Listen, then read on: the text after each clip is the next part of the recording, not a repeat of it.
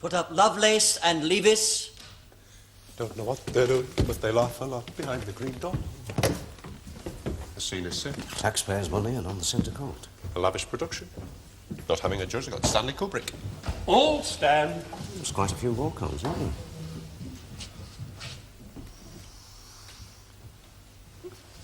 I feel quite bare without my wig. Well, stop wiggling, they'll bring you one.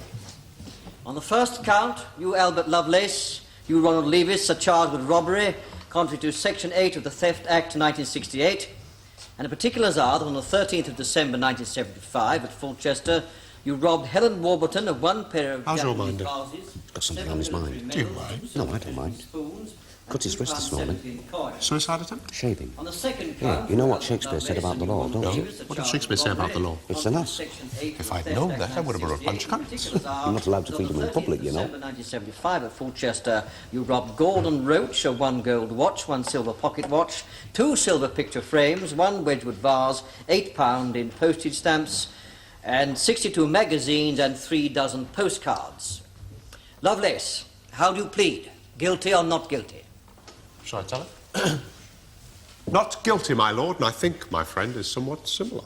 Lovelace, this is a court of law, not a music hall. The charges you face are serious ones. Oh, he's very good, you know, isn't he? We could use him in the act every Nothing without his makeup.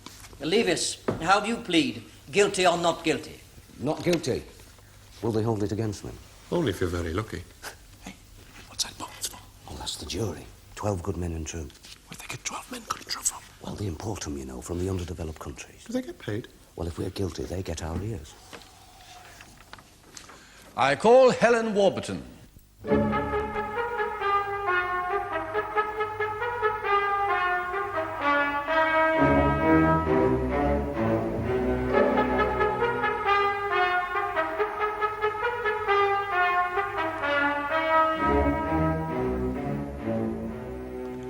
Lovelace and Leavis, two club and pub entertainers and self-employed jobbing builders, are accused of gaining entry by false pretences into the homes of two old-age pensioners, assaulting them and stealing goods and money on December the 13th last year.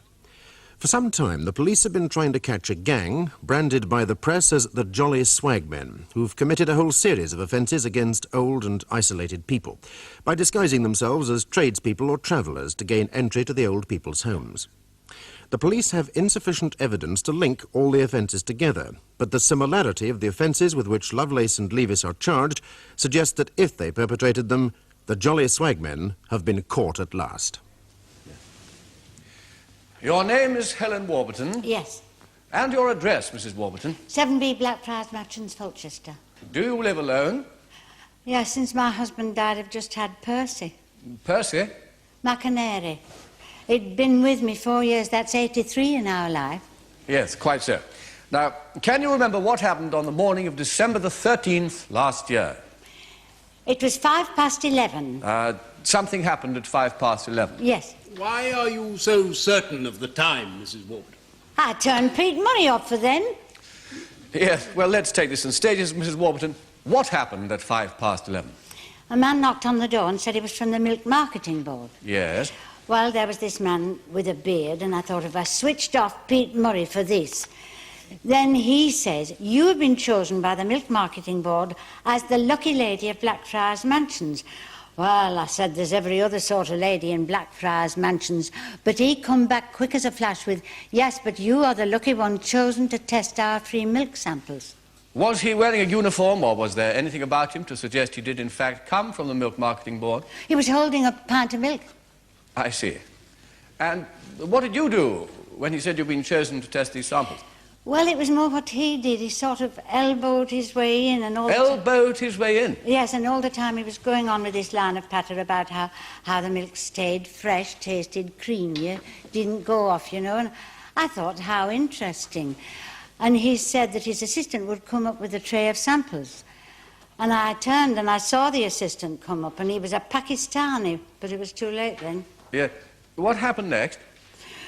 Oh, well, they started acting daft. Before I could do anything, the Pakistani came in with a tray of milk and said, sit down, Creamy, this is all you're going to get for the next day or two.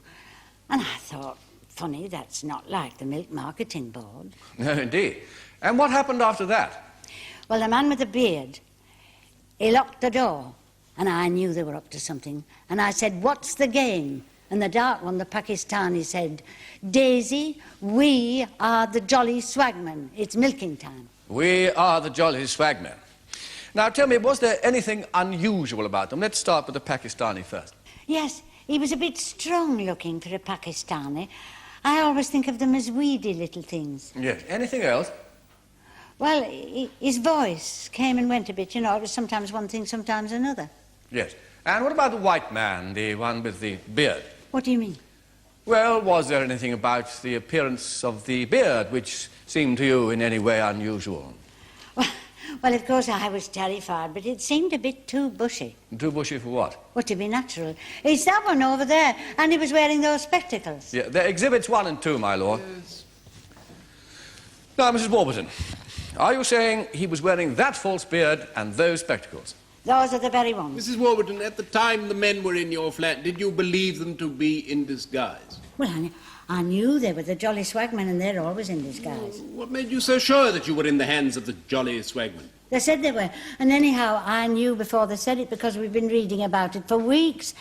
And they warned us not to open our doors to men in disguise. Well, but you did open your door, took them to be genuine. What I'm trying to establish is, at what point did you become suspicious of their appearance? Oh, that was just afterwards. Just after what? Well, after they came in the flat and started acting daft. Oh yes, yes, Mr. Reginald. Now, Mrs. Warburton, I think it's right that just before Christmas last year you attended a number of identity parades, but you weren't able to pick out the 2 men who were in your flat that day. Well, I couldn't, could I? Seeing they were in disguise.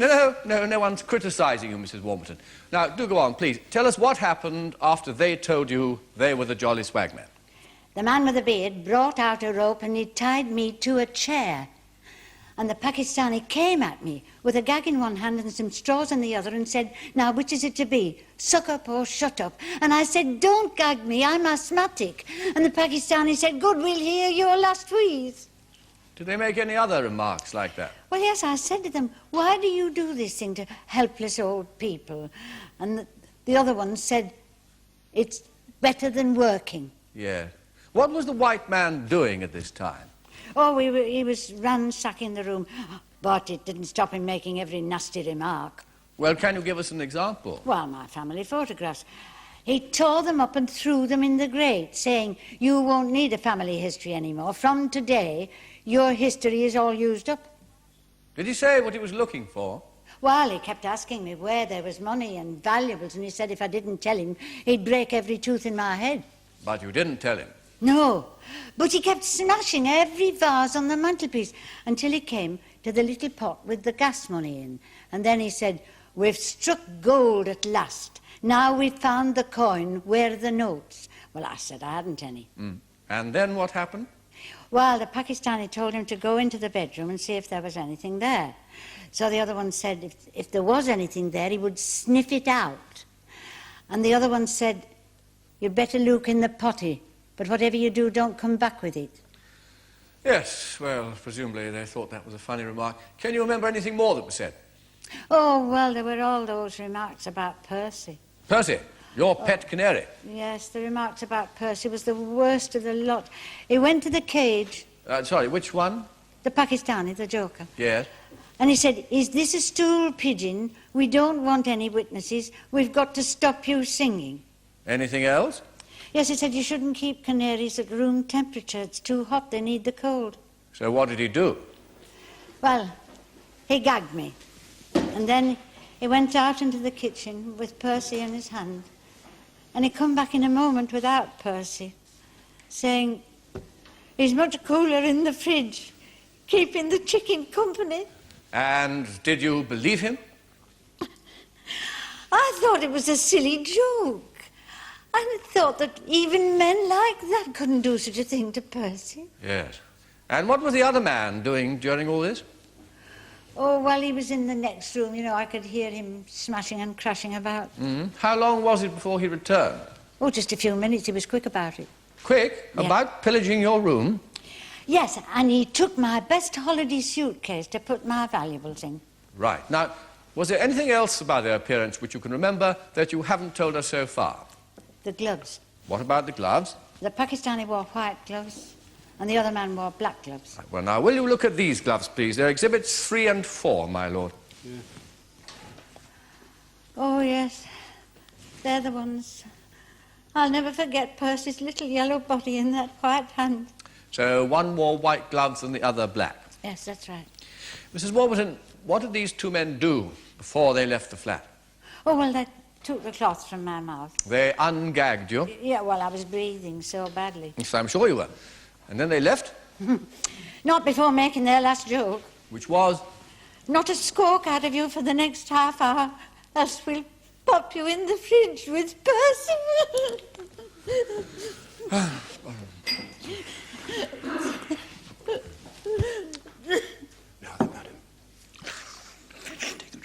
Thank you very much. Thank you very much. Take your time, please, Mrs. Warburton. Oh, dear. Compose yourself. Do you feel able to go on? Yes, yes. Right, now tell me, please, did you manage to get free? No. No, I banged with my feet on the floor, and Mrs. Hancock from down below, she come and set me free and give me a cup of tea. But how long was it before Mrs. Hancock came? Oh, 2 hours. You see, she was out cleaning. Yes. And what was the first thing you did when you got free? I couldn't move. I was stiff all over. And I asked Mrs. Hancock to go into the kitchen and look into the fridge for me quickly. And what did you find? Percy, frozen stiff with the cold. What do you get when you keep a canary in a fridge? What do you get when you keep a canary in a fridge? Feathers in your ice cream.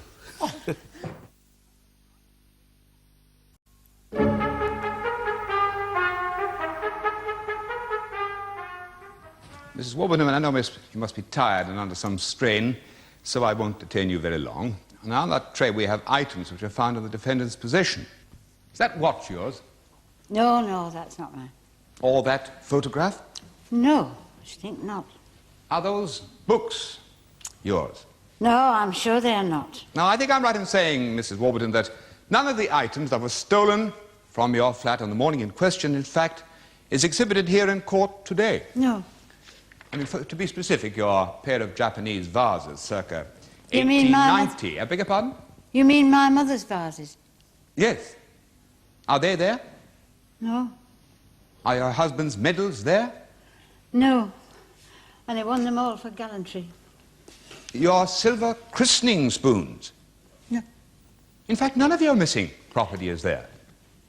Well, the police said they were bound to turn up. Yes, but in fact it hasn't turned up, has it, Mrs. Warburton? Looks as if I shall go on waiting forever, doesn't it? Yes. Now, about the beard and spectacles. Now, you seem quite definite that that is the beard in question. Well, you don't see many beards like that about. Now, in your statement to the police, you described the man as having a black beard. A full set, as they say in the Navy. Yes? Well, the beard that was taken from my client's van was, in fact, a very dark brown. It had no moustache and was flecked with grey, yet you positively identified it here in court as the one worn in your flat. Well, that's as black as you'll ever get. Mrs. Warburton, I put it to you that you never thought for one moment that the men were in disguise. Well, Further, I put it to you that you never allowed two men in disguise inside your flat. well, I only thought about that afterwards, when they came in the flat. Mrs. Warburton, I suggest that you never thought they were in disguise, that you thought they were, in fact, a genuine Pakistani and a man with a genuine beard. But I'm convinced that they were in disguise. You are now. But were you then? I mean, you made no mention of disguise in the magistrate's court, did you? Well, I'm sure it passed through my mind, but I suppose in all the confusion I must have forgotten it. Why? I mean, why did you think of it then? Was there makeup running, perhaps? Was one losing his beard? Were their wigs slipping? The gloves, they wore gloves. Yes, but, I mean, any pair of thieves might wear gloves, mightn't they, to ensure they didn't leave any fingerprints, be the Pakistani, Chinese, smooth-shaven, bearded, or whatever? Oh, I don't know all that much about crime. No, obviously. Very well, now let's deal with the gloves. Exhibits 3, 4, and 8, please. Now, we'll concentrate on the gloves, because you say you remembered these most clearly, as Percy was submitted to such torment before your very eyes. Which pair of gloves are they, Mrs. Warburton? Those ones. Can I have the gloves, please, Usher? Where are we going, Mr. Canty? Well, with your lordship's permission, I will demonstrate. Now, he was holding Percy in his hand. He was holding the bird tightly, like this, tormenting without feeling. Is that the glove? Yes, that's the glove. That's the glove. This glove, Mrs. Warburton, is the property of a Mr. Roach and was allegedly stolen from his flat after the events that took place in your flat. And for the record, the color happens to be of a beige hue, not white. You are Gordon Roach of 22B Acacia Dwellings. I am, sir. You live alone at that address? Yes, sir, since my wife died 3 years back. On the afternoon of December the 13th last year, did you receive a visit at your flat? Yes, I was visited by 2 persons. At what time? At precisely 2:30, sir. I had just finished listening to Gardner's question time. Are you a gardener, Mr. Roach? Oh, I specialise, Your Honour. Oh, really, I wouldn't have thought there was much room for specialisation in a block of flats, even with a horticultural name like Acacia Dwellings, Mr. N? Yes, indeed, sir, but I specialise in the small species that can be put into pots or boxes. I'm something of an expert in the culture of euphorbias and dicotyledons. Oh, very impressive. Would you care to translate? Latex succulents, commonly known as cacti. Ah, we live and learn. Yes, Mr. Roach. So you received a call on that day from 2 people. Yes, sir. Who came first? The person I took to be a woman, sir. Yes, so this person you took to be a woman called at the door. How did she introduce herself? She said that she was the area representative for the Fulchester Wine Company and that I had been selected as the lucky wine taster for Acacia Dwellings. And what did you say to that? I said, how much is my luck going to cost me today? But she went on to explain the purpose of her visit. Yes, sir. Which was? She said I had been chosen to taste their new season's brand of hocks. I see. So, you invited the lady in? Well, she let herself in. You mean she pushed you aside? No, sir. She said my assistant will be here shortly with the samples, and she was in. I see. And did the assistant follow up immediately? A few minutes elapsed, sir. In which time the woman talked to you? Yes, she chatted to me for a few minutes, and then the assistant turned up. I was flabbergasted, somewhat surprised to see that he was a Pakistani. I mean, they're not supposed to drink, are they? But the wine looked good, so I let that go. Right, then what happened? Well, they laid the wine samples in front of me, all right. Was it the man or the woman who laid out the samples? It was the Pakistani, sir. Yes. And so at the time, it looked like a genuine wine-tasting session? Oh, yes, he'd unscrewed the bottles and all. They were only miniatures, but there were plenty of them, and it smelt like wine, all right. Yes, what happened next? Well, just as he'd done that, the woman went and locked the door. I knew straight away that I was being done. And then? The Pakistani went behind me, and I felt a rope around my arms. You were bound to the chair? Yes. And what was the woman doing? She was ransacking the place, throwing photographs about, looking for likely hiding places for money. Did she find anything? Any money stacked away? Oh, I was too clever for that. We'd been warned about leaving money in, obvious places. Yes, indeed. So, their first search was unsuccessful. Tell me, what was their attitude after that? Oh, very frivolous, sir. In what way frivolous? Jokey. Well, they had these wines arrayed in front of me that I was supposed to be tasting, and the woman said, now let's have the tasting session. Some chance, I said, with my hands tied. Then she got hold of a bottle and lifted it up and put it under my nose and said, would you recommend that? I nodded, and blow me, she drank it straight off. You're right, she said, what a judge of wines. And then the Pakistani had to join in, didn't he? Would you say that was a good vintage, he said, but I ignored him. And how long did this sort of behaviour go on? Well, as soon as she'd finished her wine sample, the woman said she was going to look about to see what she could sniff out. Excuse me, are you sure that's the expression she used? Sniff out? Oh, yes, because the package said, don't get your nose around the cacti. I see, and this was characteristic of their manner? Oh, they were at it all the time. At it? You know, joking around. In what way? Well, like the woman said, are you giving him the gag? And the packy rapped back, give him a good gag and he'll steal the show. It was then that I knew that I was in the hands of the jolly Swagmen. My lord, I really must object to this. No, This is pure Mr. Roach, speculation. you must not assume that the persons who entered your flat were members of a gang who had carried out robberies of a similar nature. Yes, but you don't understand. The Jolly Swagmen are well known in our I district. understand perfectly well, Mr. Roach, but this court is not concerned with your assumptions, only with what you can tell us about this specific offence. Now, do you understand? Well, yes, if you're not interested in what I was thinking. We're not interested in your private thoughts. We're only interested in what you saw or heard, yes? Now, Mr. Roach, you were telling us that the woman said she was going to look around to see if there was anything she could sniff out. Yes, sir. Do please continue. She then went into the next room, leaving the Pakistani with me. Right. Now, did anything occur to you at this time? Yes. It suddenly dawned on me that they were Lovelace and Leavis. Do you know the two accused? Yes, I'd seen them a couple of times at the club. Which club was this? The Bluebell, sir. Yes. And did you say who you thought they were? Yes, I said, I know you're Lovelace and Leavis. Come on, stop kidding about. And he said, I never heard of them. We're the Jolly Swagmen, if you want to know. He actually said, we are the Jolly Swagmen. Yes. Yes.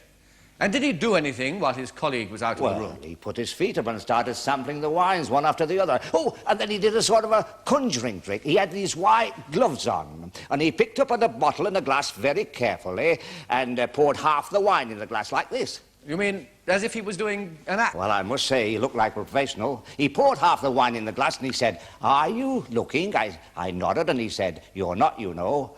Then he poured the rest of the wine into the glass and turned it upside down over my prize succulent. And nothing came out. It was a trick. Now, I thought afterwards... Never mind what you thought. Right, tell us, please, Mr. Roach, how long was the woman out of the room? Oh, a few minutes, sir. Just a few minutes? Yes, and then she came back with one of my suitcases. Yes, that's Exhibit 5, please. Would you please tell me, Mr. Roach, is that the suitcase in question? Yes, sir, it is. Now, did the Pakistani mention that you were aware of their identity? Oh, yes, sir. He said, this joker thinks that we're Lovelace and Leavis. Yes, and what did the woman say? Well, she said, I wouldn't like to love him, and I'm not going to leave him with anything except what he stands up in. Yes. Now, did anything strike you about the woman? Yes, just that she wasn't a real woman.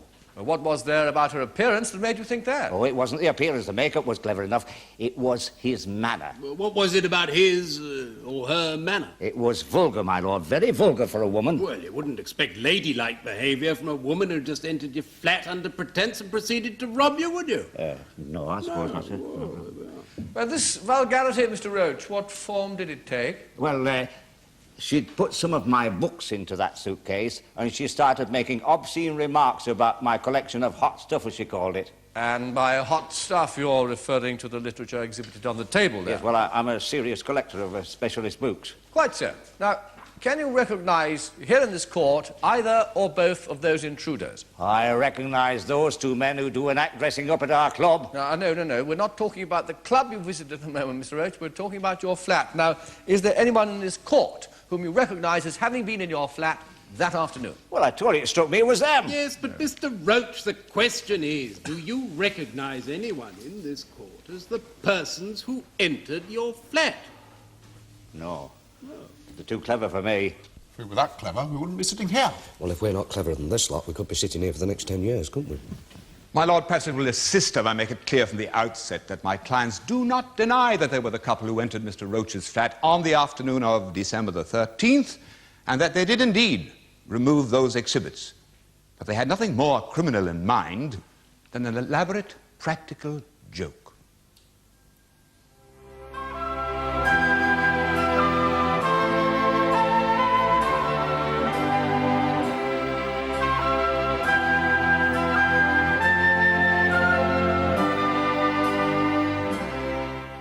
The cases in Fulchester Crown Court are fictitious, but the jury consists of members of the general public.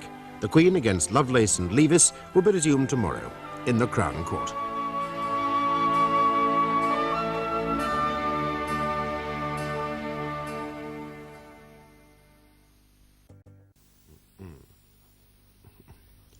Lovelace and Leavis, two club and pub entertainers and self-employed jobbing builders, are accused of gaining entry by false pretences into the homes of two old-age pensioners, assaulting them and stealing goods and money.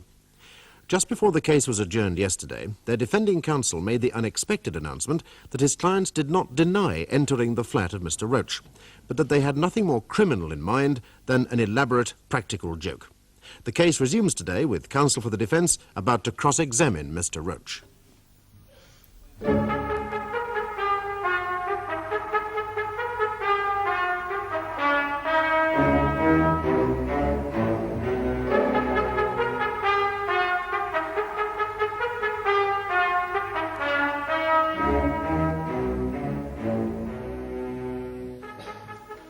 Now, Mr. Roach, you know the defendant's view not as Lovelace and Leavis, a regular act at the Bluebells Club, a club which you yourself regularly frequent. Yes, they stand-up comics. They do a turn. Is it a good turn, Mr. Roach? Some like them. Do you like it? Is it all right, I suppose? But it's not to your taste. What do you mean by that? I mean, you prefer some other type of act. I don't know what sort of act I'm supposed to like, but they're all right. What is the style of their act? I mean, can you describe it to us? Song and patter men. How do they appear? I mean, how are they dressed? Well, one always appears as a Pakistani, and the other plays the other parts. A housewife, a nurse, all sorts of women's parts. He's always in drag. Oh. Is that what you object to in the act? I object to the fact that it's a rotten act. It's offensive. I'm not casting any aspersions on men who dress as women. But I belong to the old school in the Merchant Marine, where a woman was a woman, and a man who dresses a woman is usually a bit of a poofter and gets the boot. And here we have a man making a living out of it. Dear, dear. Yes, well, what else do you object to? Well, they're not funny. I pay £5 a year subscription to that club, and they're always being got back by special request. Well, I've never requested them.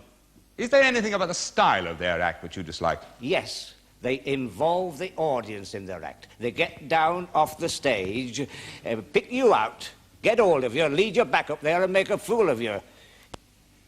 You just can't win. Has this happened to you? Yes, it has, and I didn't like it. Why? They got me on the stage, and as the club asked topless barmaids, they said they were going to do a topless dance. And before I knew it, my shirt was off my back, and the one in drag sidled up to me and began making rude remarks about my build. How do you mean exactly? Well, he was rubbing his falsies up against my chest and saying things like that. Oh, those are a bit feeble, Roachy. I'll have to sell you some of my hormone creams, things like that. Did the audience find that funny? Oh, they were falling about. But they always like to see someone made a fool of when they've had a bit of drink. Did they say to you, we'd like to come up and see your prickly pear sometime? The woman said we might be able to get a few tips. Oh, what do they mean by that? I don't know, but I was surprised how much they knew about my personal habits. Oh, could you explain that further, Mr. Roach? In everything they said, they seemed to know about my personal habits, where I lived, what my hobbies were, things like that, and I never told them. You mean they made a study of you? They knew more about me than I knew myself. Did they tell you why they'd made this study of you? They said to the audience, we'd like to know who we're setting up. Ah, what did you take it they meant by that? I don't know, but I soon found out. Yes, I see. Yes, Mr. In fact, Mr. Roach, you expressed strong views about that part of the act, did you not? Some acts you like, some you don't. Well, on the night of December the 12th, you described their act as being, and I quote, vulgar, offensive, and in bad taste, did you not? All right. Yes or no, please, Mr. Roach? Oh, yes, I suppose so, if you say so. I don't say so, you said so. Now, they referred to you on that night as an easy touch, did they not? Yes, I did. And what did you understand them to mean by that? I don't understand what you mean. I suggest to you that they were telling you that they could get into your flat at any time they wanted and take away what they wanted without any problem. Oh, that was typical of their brand of humour. But let's make it quite clear, they did say this thing to you. Look, I was on the stage without his shirt being made a fool of. You can't expect me to remember everything that was said to me. And I'm going to suggest to you, Mr. Roach, that they followed up this conversation later at the bar when they said to you in all good humour that they could strip you down to, quote, to your centre fold, to use their expression. They would peel you like a banana. Well, they might have done, but by that time they pushed me so far I wouldn't listen. But they said you deserved to have it done to you as well, didn't they? It's like them to make remarks like that. They're always making fools of people. But did they make a remark like that? Not in my hearing.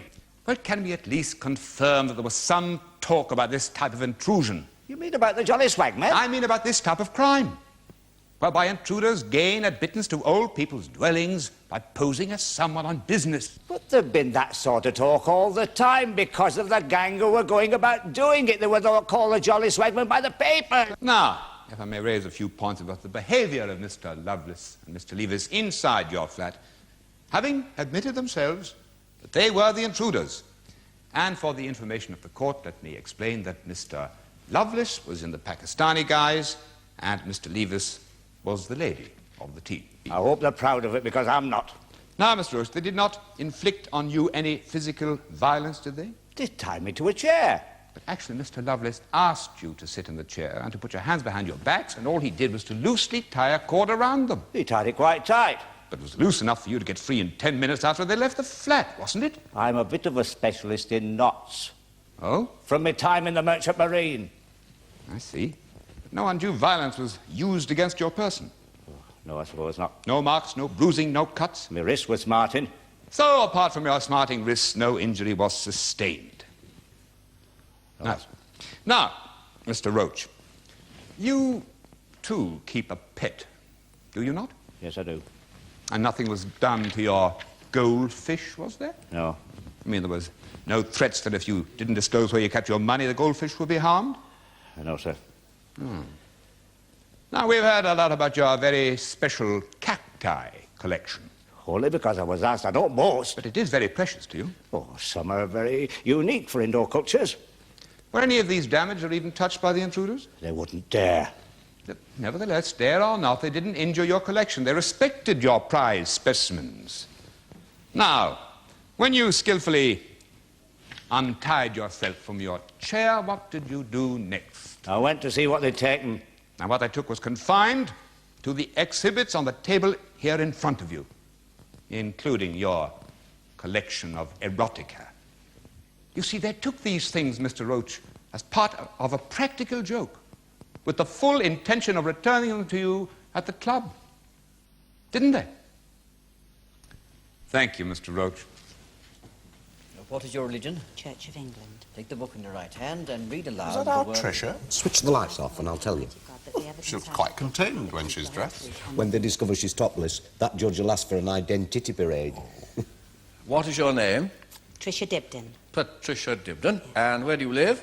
36 Station Parade, Fulchester. You work at the Bluebells Club. Yes. What's your job there? I'm a barmaid. Do you wear a uniform for the job? Do you call those uniform? I'd say there's a definite list to the left. We wear a striped apron. And that constitutes your uniform? Yes, sir. All the girls wear them. Well, can you describe it more fully? Why this interest in the uniform, Mr. Edgar? Surely a barmaid is a barmaid. Yes, well, my lord, I feel Miss Dibdin is being a trifle demure about this because she is, in fact, one of the Bluebell Club's topless barmaids, which would seem to have a direct relevance to the matter in hand. Have you ever had the matter in hand? Oh, do me a favour, you'd have to be King Kong. Yes. Bob. Miss Dibdin, is it true, then, that at work you don't wear anything above the waist? Yes, Your Honour. Or isn't that rather cumbersome, serving the drinks? Oh, no, we're taught how to do the bunny bounce. The bunny bounce? Yes. You see, you serve the drinks on the tray with a slight bend of the knee, putting the glasses down like this. Yes. Now, Miss Dibdin, tell me, do you recognise the defendants as colleagues? Hardly colleagues. They're part-timers. I'm full-time. Can have you full-time. Yeah, and anyone else can have her overtime. Red, white and blue or meals on? Oh, look, they're at it again, even in here. Just a minute, please, Mr. Edgar. If there is another interruption from the dock, I shall have you both removed from the court, yes? Just now, Miss Dibdin, you said they're at it again. What did you mean by that? Well, they use the position on stage to be cruel. In what way, cruel? Oh, I could make fun of them, but I don't. They laugh at me. How? As part of their routine. They incorporate you in the act? Yes, it's him. When he dresses as a woman, he has a malicious spite against normal women. Well, what form does this spite take? Well, you see, I'm serving drinks while their act's on stage, and it's club policy that I'm topless. Well, the customers like it. But they've tipped the lighting men to turn the spotlight on me, so suddenly I'm in the limelight. Well, you can imagine the remarks. Well, I can't imagine at all. Well, think of the lowest form of wit to do with bouncers or knockers, and nothing's too low for those two. And when those two are out... There's nothing lower. Right. Oh. Remove the prisoners Take them down. The judge stuck the needle. He swallowed the lot, hook and all. Yeah, we could do with someone like him in the audience. You may return in order to give evidence. Oh, he wants us back for the Star Sport.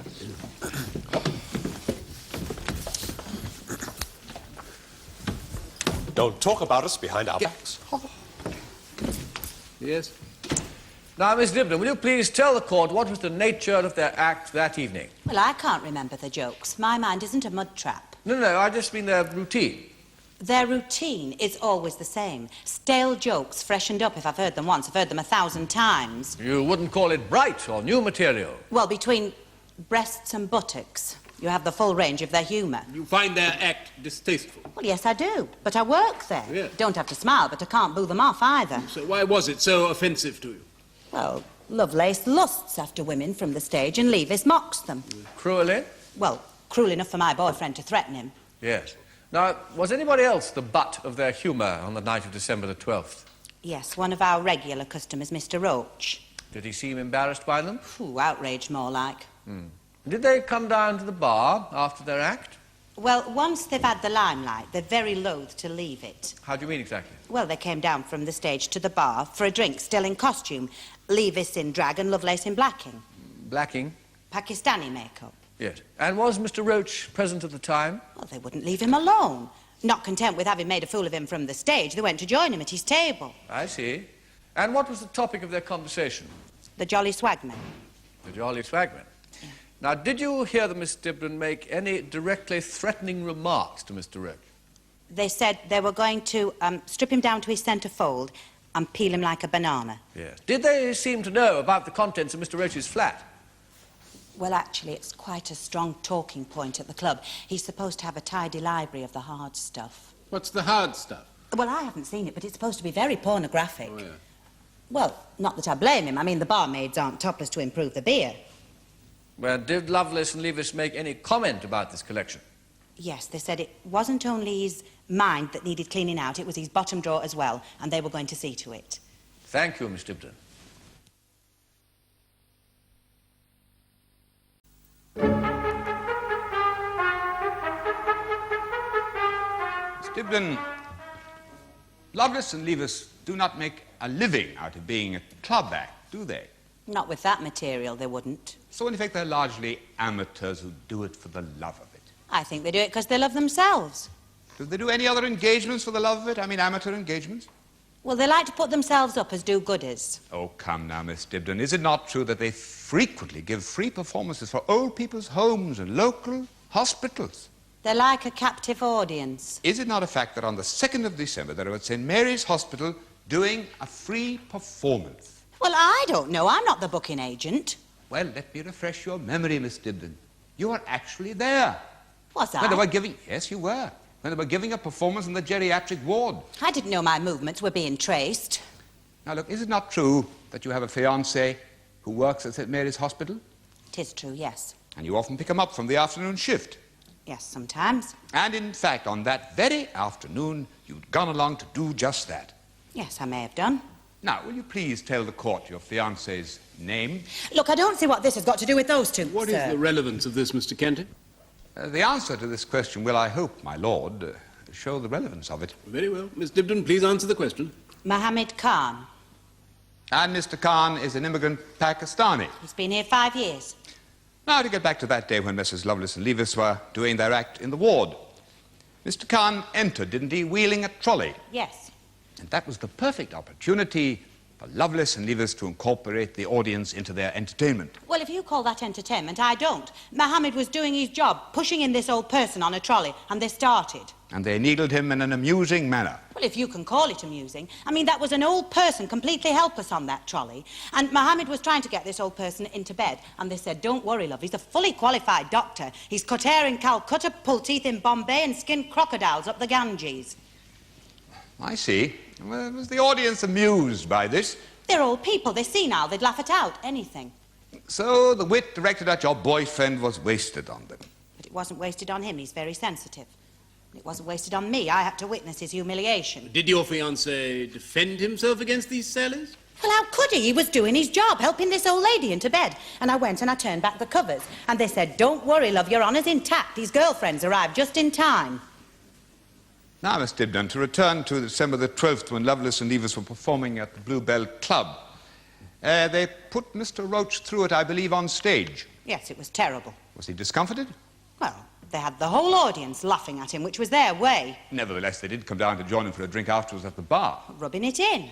Were they still in costume? Yes. And what did Mr. Roach have to say about that?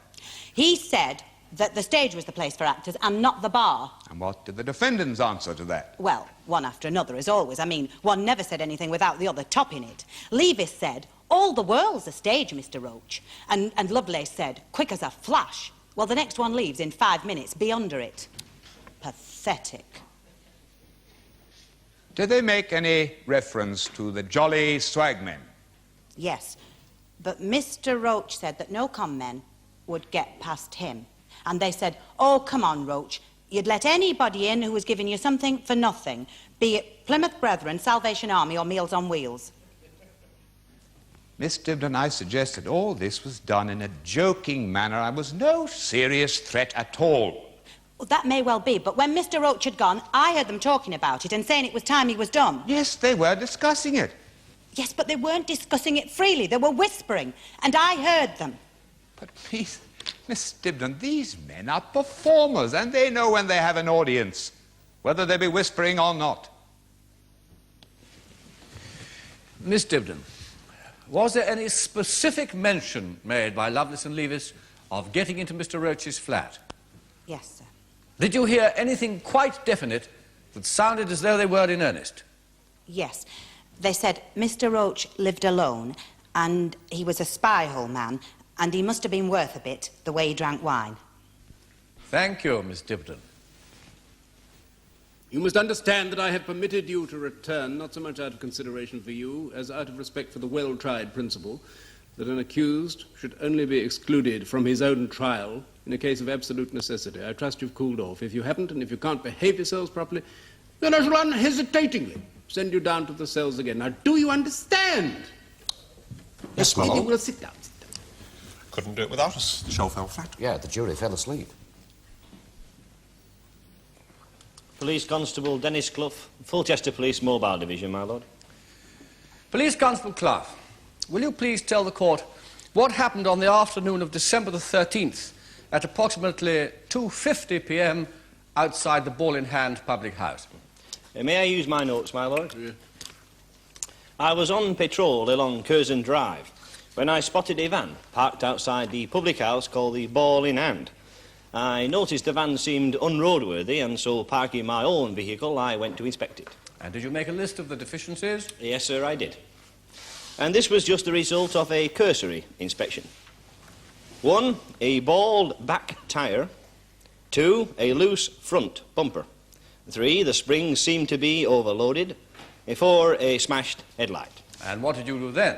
I proceeded inside the public bar of the Ball in Hand to inquire if the vehicle's owner were there. I asked the landlord to read out the registration number DLU 940C, but no one responded. As I left the public house, I saw the defendants run towards the van and drive away smartly. Did you give chase? I did, sir. And did you get the impression they were trying to evade you? Yes, sir, I did. What made you think that? Well, they knew they couldn't outrun my Panda, so they used back doubles and side streets. For how long? Until their tyre blew out, about 5 or 6 minutes. You then approached them? Yes, sir. And had a conversation with them? Yes, sir. Lovelace said, have you got a spare jack? Jack. I asked them for their documents, which they were unable to produce. I then became suspicious and searched the vehicle. And in the back I found items of makeup, female apparel, empty wine bottles, a crate of milk bottles, and a suitcase of various items. Did you make a list of the contents of the suitcase? Yes, sir. 1 pocket watch gold, 1 pocket watch silver, 2 silver picture frames, 1 Wedgwood vase, £8 worth of postage stamps, a collection of pornographic material, including 3 bundles of erotic postcards. And was there anything special about the postcards that attracted your attention? Yes, sir. There were half a dozen copies of a photograph of the topless barmaid at the Bluebells Club. I understand it's a publicity photograph, my lord, available at the club. And are those articles the exhibits on the table? Yes, sir, they are. Did you ask them how they came by these items? Yes, sir. And how did they reply? Well, they replied as they did throughout my questioning, in quick succession, like a comedy partnership. Lovelace said, "I'll say nothing without my lawyer's consent." And Leavis said, "I'll do nothing without my lawyer's wife's consent." And they both said, "Bring on the briefs." Yes. Well, did you ask them about the makeup and female clothing in the back of the van? Yes, sir. Lovelace adopted a Pakistani accent and said, "I am a fully affiliated member of the Illegal Immigrants Masonic Lodge, and that is my regalia." Is there such a bona fide institution as a Pakistani's Masonic Lodge? No, my lord. It's obviously one of their lines of patter. It isn't very funny, is it? Constable Clough, did they answer any of your questions seriously? Not until they were formally charged. And then, at that time, Leavis said, "It started as a joke, so we are treating it as a joke. We meant to give all that property back to Roach in the club later." What was their attitude to the charge concerning Mrs. Warburton? My lord, they completely denied all knowledge of this crime. Well, they didn't treat it as a joke this time. No, my lord. That straightened their faces. Yes, Mr. Constable Clough, do the defendants live together? They share a flat in Longton Avenue, number 62. And did you go to this flat? I did, sir. And what did you find there? I found amongst the old theatrical bills and posters on the walls an extensive selection of press cuttings relating to the activities of a pair of criminals widely known as the Jolly Swagmen. My lord, I must object.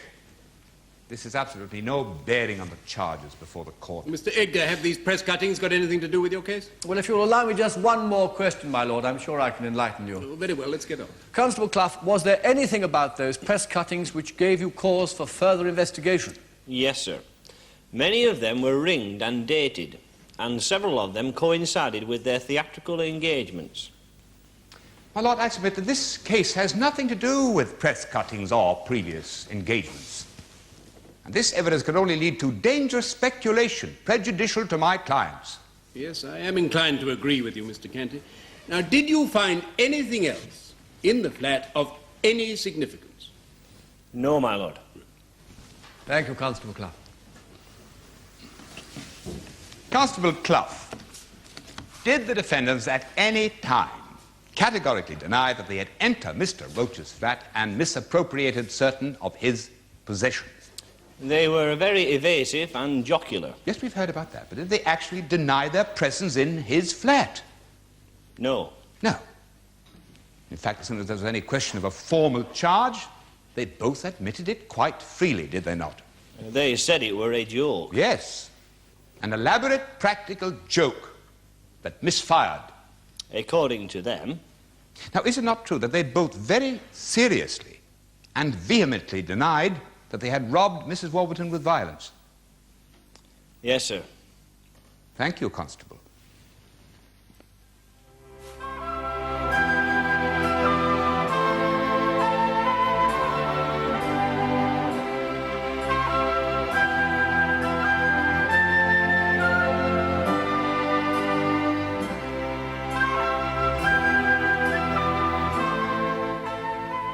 The cases in Fulchester Crown Court are fictitious, but the jury consists of members of the general public. The Queen against Lovelace and Leavis will be concluded tomorrow in the Crown Court.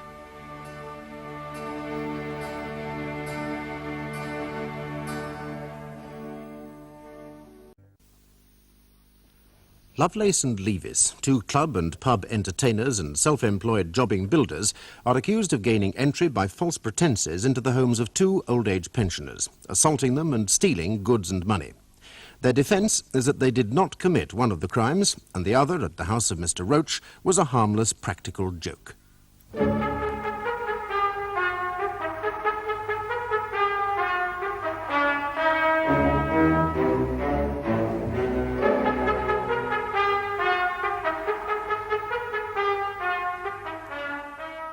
You are Albert Lovelace of 62 Longton Avenue, Fulchester. Yes, that's correct. Now, Mr. Lovelace, you enjoy a certain reputation as part of a stand-up double act, do you? Well, we're more often asked to sit down than stand up, but yes, we are billed as a double act. But to make a living, you're both partners in a building concern. Well, we try to keep that out of the script. What does that mean exactly? We don't talk about it. We're not affiliated. Do I understand, Lovelace, that you are engaged in a business without being qualified in all aspects of that business? Well, we can pick up most things as we go along. It beats working. I should have thought that in building it was essential that the customer should be assured that your work was more than picked up, wouldn't you? Well, nothing's fallen down yet, my lord. I hope it doesn't, for your sake, yes?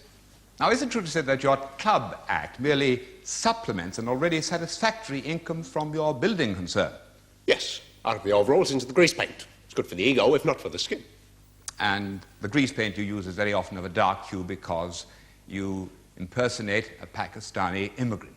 Oh, yes, that is the honor that befalls me after working hours. Yes. Now, we've heard about your charitable works, and now will you tell us, please, and the jury about that? Yes, well, we like playing old folks' homes, hospitals, mothers and fathers, doctors and nurses. Playing old folks' homes is a very different proposition from robbing old people with violence, isn't it? Well, some people would call our act robbery with violence. We do it for laughs, not loot. Do you know anything about this lady, Mrs. Warburton of Blackfriars Mansions? Not a thing, God bless her. Or her photographs? Not a snap. Or indeed her canary? Not a cheep. In fact, you deny categorically that you invaded her premises and robbed her with violence. Oh, I couldn't do a thing like that. I mean, my old mum's over 80. Now, if we can turn now to the evening of December the 12th. Can you cast your mind back? Yes, it's back. Now, after your act, you went down and you had a drink with your partner and with Mr. Roach. Yes, well, we crept up behind him. He couldn't very well refuse. Why did you go for a drink with Mr. Roach? Oh, well, we'd had a bit of fun out of him. Thought we'd smooth him over. Was he easily smoothed over? Like a hedgehog. He wasn't very happy. And what did he say? Well, he tore our act to shreds, and as we were still in party clothes, he made a few nasty remarks about my poor impersonation of a Pakistani and Leavis being in drag. And what did he say about Mr. Leavis's female impersonation? Well, he said when he was in the Mercantile Marines, men like Leavis were whipped at the mast. And what did Mr. Leavis say to that? Where can I sign up? I see. And he made disparaging remarks about your Pakistani impersonation. Yes. And what did you say? I said, it's no use trying to curry favour with me. The chapati's all over my friend. So you didn't take offence at these remarks? Not really. The whole world loves us. Roach is just a voice crying in the wilderness. And did Mr. Roach's remarks have any effect on you? Yes, well, I turned to Linda and I said... Just a minute. Linda? Have we heard from a Linda, Mr. Kenty? Well, my lord, I think... Sorry, my lord. Linda Leavis, my partner in the act. Oh, Linda Leavis is a stage name. Yes, ma'am. I call her Linda when she's in drag. When she's in overalls, I call her Fred. And what did you say to your partner? I said, this sourpuss needs a lesson and we could do it. Well, this sourpuss is hardly a kind expression, is it? You did seem to treat Mr. Roach as a butt for your practical jokes.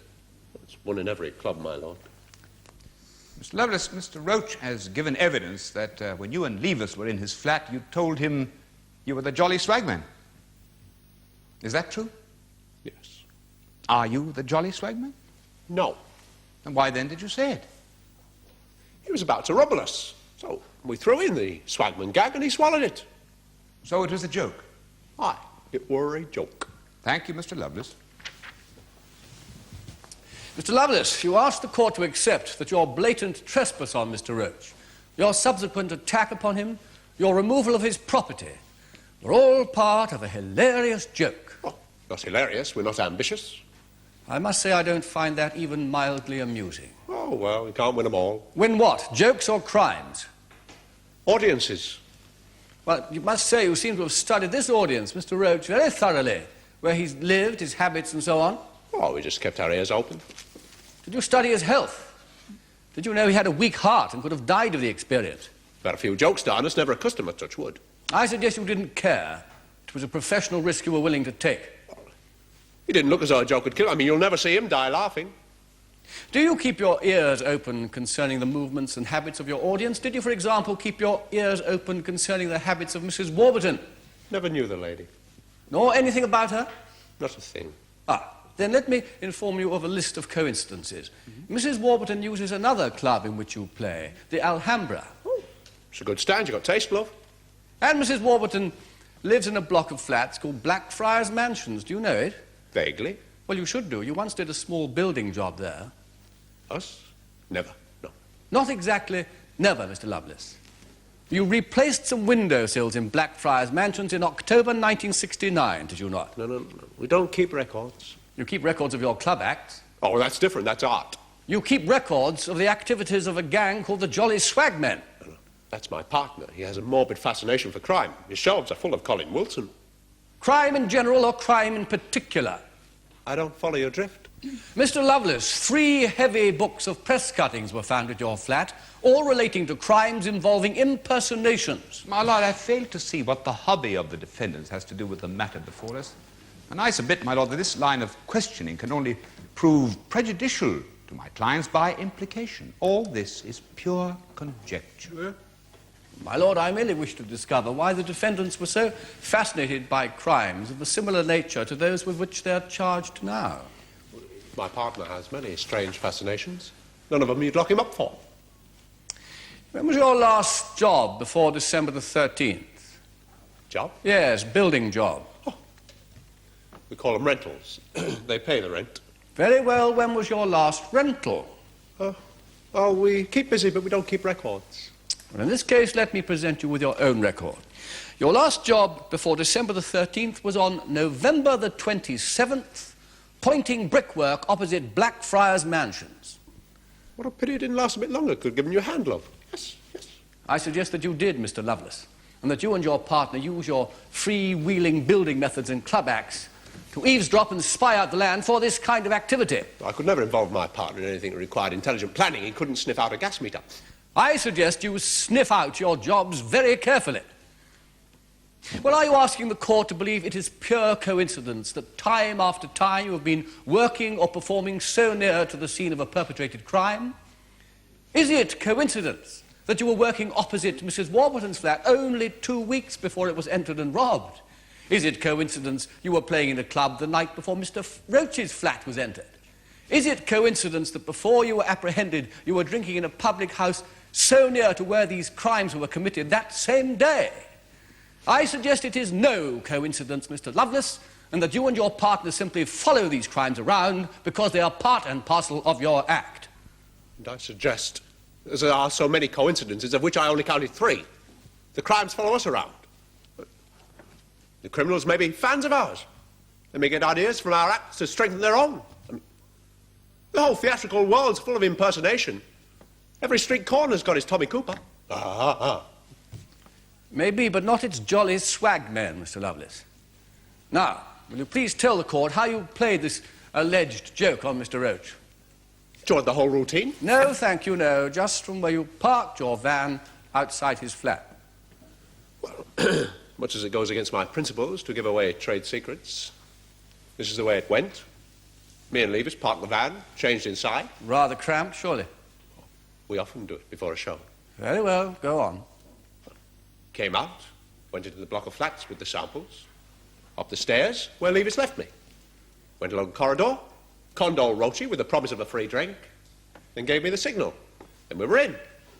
Tied him up, did the business, and Leavis went around looking for the hot stuff. Yes, and he was extremely successful, wasn't he? He was back in just a few minutes. Well, he just grabbed what he saw. I suggest he didn't just grab the pornographic material, Mr. Lovelace. I suggest he knew exactly where to look for it. Well, it was where you'd expect to find it. And where's that? Under the pit of iniquity. The pit of iniquity? To what do you refer? The bed, my lord. Well, then say the bed. The bed? And what were you doing in the meantime? Oh, keeping Roach amused. A few conjuring tricks, bit of an art. Yes. And then Leavis returned. Well, you'd succeeded, hadn't you? You proved your point. Why did you not then tell Mr. Roach it was all a joke? Give away a punchline, never keeping that for the club. I suggest it was no joke. The only thing that you were keeping was the property of Mr. Roach for yourself, and that you had no intention of returning it at any time. It's no joke, Mr. Lovelace, callously to leave a frail and terrified old man tied to a chair. Mr. Lovelace, let me clear up 1 or 2 points. This business of leaving a frail old man tied to a chair. Mr. Roach hardly seems a frail old man to me. How was he when you left him? Well, he looked fine. He was loosely tied, but, he seemed resigned to the fact that he'd been conned. You saw no danger to his health or well-being. Well, could have been free in minutes. He wasn't gagged. We only needed a few minutes to make our getaway before he rumbled the joke. Now, Mr. Lovelace, to return to your evening entertainments. Are there many acts similar to yours touring around the circuits? Oh, yes. I know at least a dozen in Clubland, and they're just the boys at the top, you know. And are there many jobbing builders similar to yours? Place is swarming with them. I mean, they're tumbling out the yellow pages.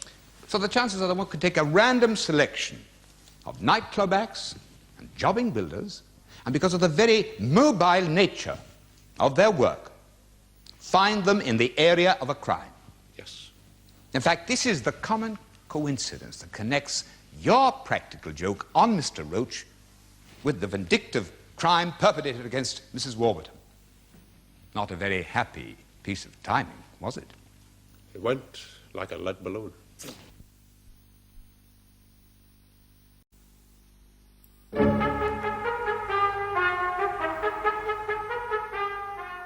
Mr. Leavis, you are the other half of the act known as Lovelace and Leavis. Well, Lovelace likes to make out I'm the tail end of the horse, but actually I do the accounts as well.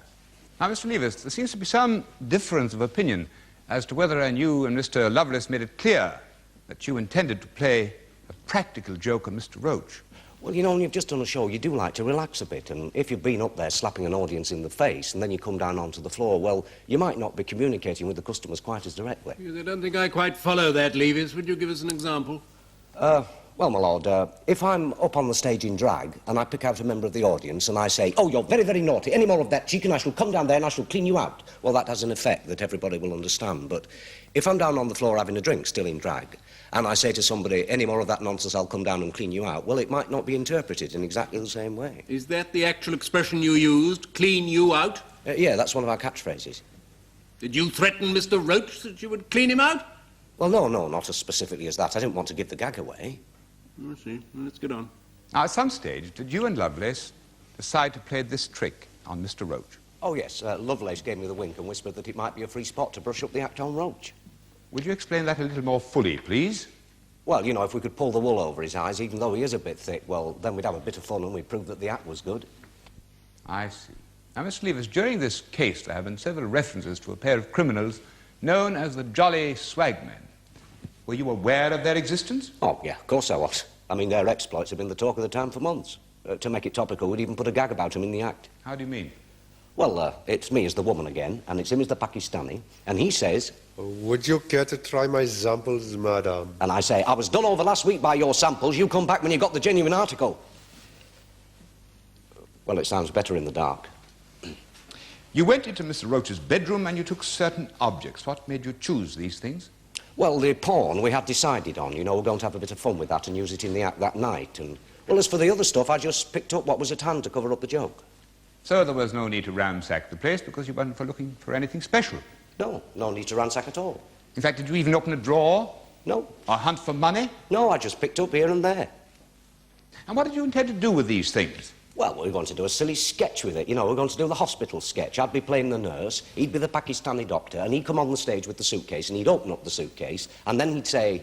Goodness gracious, there's a latex nurse in my case. And I'd say, well, put it back, this is a hospital. Stuff like that. Until the audience finally realized that Mr. Roach was the recipient of your wit. Nicely put. Thank you. No further questions. Mr. Leavis, about your van, are you the driver? Oh, yes, Lovelace doesn't drive. The police don't allow it. He has endorsements. Well, he collects endorsements like some people collect trading stamps. Yeah. Before your van was spotted at the Ball in Hand public house that day, you've presumably been somewhere in it that morning. Oh, yes, we had been driving it about. Doing a job? Well, we were looking one over. Of what nature? Well, it was a bit of re-roofing that we're thinking of tendering for. Yes. Did you have an appointment to meet anybody? Oh, no, we just went off his own bat. Yeah.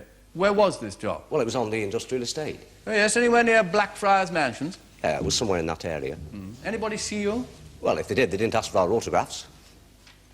I see. So you went to look at a prospective job, yet you didn't meet anyone. You didn't look it over with a foreman or a client, and nobody saw you. Well, that's the way we like to work, you see. We always pick and choose, and then we make a bid. Yes, but you didn't in this case. No, we didn't. Well, it was a bit of tat, so we just gave it the elbow. By this pick-and-choose method, you make a living? Oh, well, we do all right. You like these easy money jobs, do you? Well, sometimes they're easy money, but sometimes they're hard money. How much do you make by this method? Oh, it pays the rent. How much? Well, it varies with the weather. But at this time of year, Mr. Leavis, say over the last quarter. Well, we don't keep records. Excuse me, you just told my learned friend you kept the accounts. Oh, well, yeah, I do, but it's, you know, it's like one for me, two for you, one for me, one for the taxman, one for you, two for me, rough you know. and ready accountancy, I see. Well, we don't rob one another, you know. We're not clever enough for that. Oh, indeed. And so after a morning cruising around, looking for a job, you ended up with the ball in hand. Yeah, well, it's a home from home, really. You're well known there, are you? Oh, yes, we've got the tankards up behind the bar. See, and it was crowded that lunchtime, and when P.C. Clough was seen to come in to ask you about your van, you were tipped off and made a quick escape. We've never made a quick escape from a pint in our lives. Well, I suggested in this case you did. You were seen hurrying to your vehicle and driving off at a dangerous speed. But in our van, anything over 10 miles an hour is a dangerous speed. Leavis, you never give a straight answer. You must treat this court more seriously. Well, there is nothing more serious than a joke, my lord. Well, the joke is over. I want straight answers. Otherwise, contempt of court will be added to the charges you already face, yes? Mr. Leavis, the court has heard in evidence from P.C. Clough that you drove your van at speeds approaching 50 miles an hour down side streets and back doubles in an erratic manner, which was only interrupted by the accident of a burst tyre. Now, are you trying to tell the court you were not attempting to evade the policeman who was pursuing you? Well, I never saw him. Well, where were you going in this dangerous manner? Well, I'd only got 10 minutes to get to the betting shop. I was going to put half a sheet on the 3 o'clock. And was this meandering route the most direct one to the betting shop? Well, I was only doing the driving. Lovelace was map reading. Map reading? Was there any need of map reading in a district you knew so well? Well, we've got to give him something to do with his hands. I put it to you that you were attempting to evade the police car following closely behind. No, sir. Now, when the policeman searched your van, he found numerous items of dress and makeup, including the items on exhibit. Now, why, if you were on a building job, did you have costumes in your van? Well, you never know when you're going to be asked to do a turn. On a building site? Yeah, but it could be a lunchtime pub show. Or a quick illegal job? The Roach job was one off, if that's what you're getting at. What about the crate of milk bottles in the back of the van? In the trade, it is a well-known fact that the lead in paint constitutes a health hazard. And if you drink a pint while you're on the job, it'll counteract the lethal effects. You can soon work your way through a pint or two of milk. All right, Mr. Leavis. Now, tell us about the Roach job. But you've already heard it. I've heard it from Mr. Lovelace, but not from you, Mr. Leavis, if you please. Right, well, as he says... No, as you say, please. I was driving the van. We changed in the van.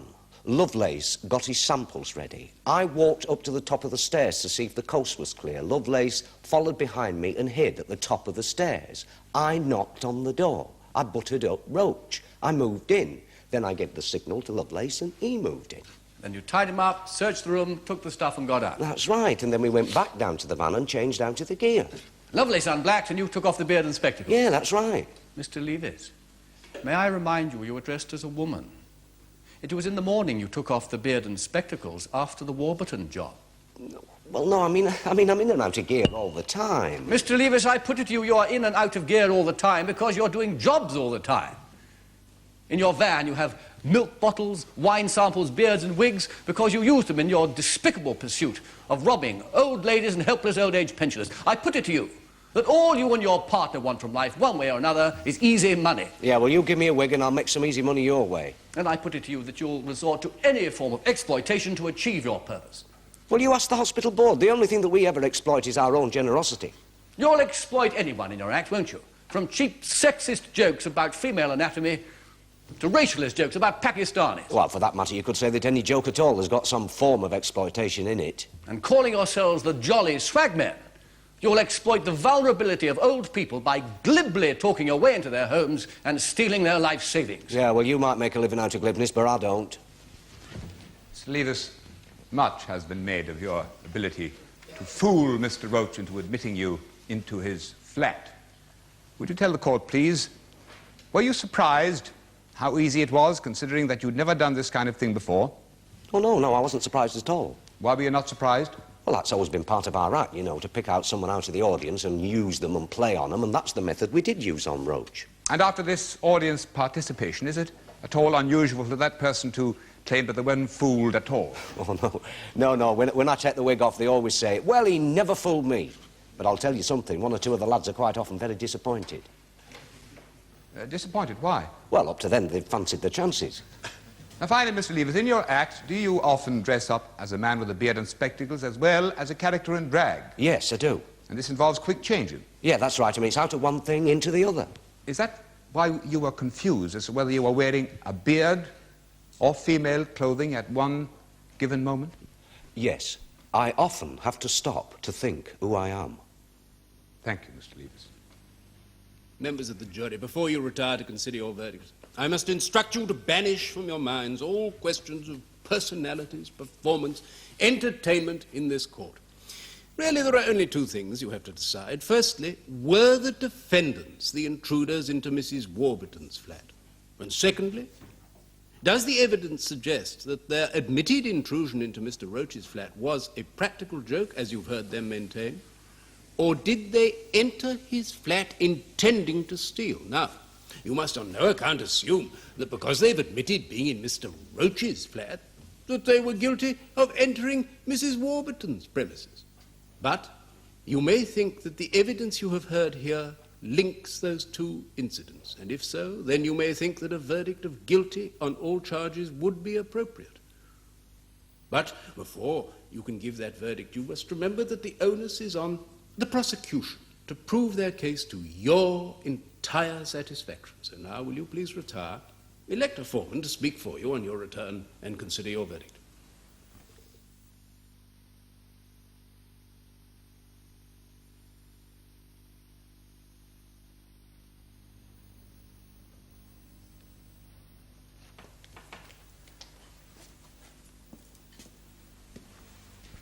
Will the foreman please stand? Just answer this question, yes or no. Have you reached a verdict upon which you all agreed? Yes. On the first count, robbery upon Mrs. Warburton, do you find the accused Lovelace guilty or not guilty? Not guilty. And you find the accused Leavis guilty or not guilty? Not guilty. On the second count, robbery upon Mr. Roach, do you find the accused Lovelace guilty or not guilty? Not guilty. And you find the accused Leavis guilty or not guilty? Not guilty. Very well. You're discharged, free to leave the court. All stand.